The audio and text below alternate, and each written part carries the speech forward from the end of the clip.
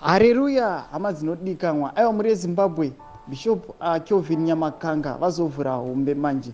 Bishop Kelvin Nyamakanga aiwa vazosimudza maclouds vachiti aiwa inandirevi nema mashoko anotaura anoitika. Aiwa yambonzwa hombe yavhurwa naBishop Nyamakanga. Aiwa vachitaura kuti Zimbabwe chitange kupembera, chitange kupururudza nekuti aiwa sununguko razosvika. Saka kuendera mberi nenyaya iyi, aiwa ndokurudzira kuti subscribe, like, hota on the bell icon. Tambochana mabdits anokupa pano paZim News Live nekuti Bishop Nyamakanga vauya vakasimudza mafans pane mashoko avatora vakataura vakati haleluya hama dzinodikanwa, special elections are coming.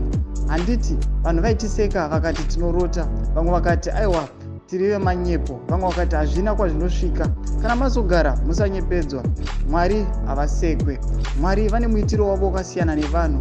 Bvunzai baba Abrahamu kana vokutenda vanogona kukutsanangurirai rwendo rwokutenda kuti rinofambwa sei. Aiwa ndo mashoko avanouya vachitaura pana vanobva poster picture raEmerson mnangagwa aiwa naNelson Chamisa vati Zimbabwe elections vavanyora kuti aiwa mafresh elections azosvika muri yeZimbabwe.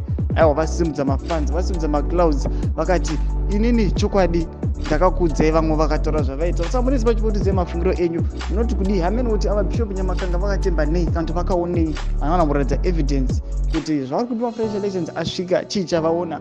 Tine comment section medu mutudze mafungiro enyu. Amusangana subscribe, like, on the bell icon. Tomochera mabdits andokupa pano paZim News Live.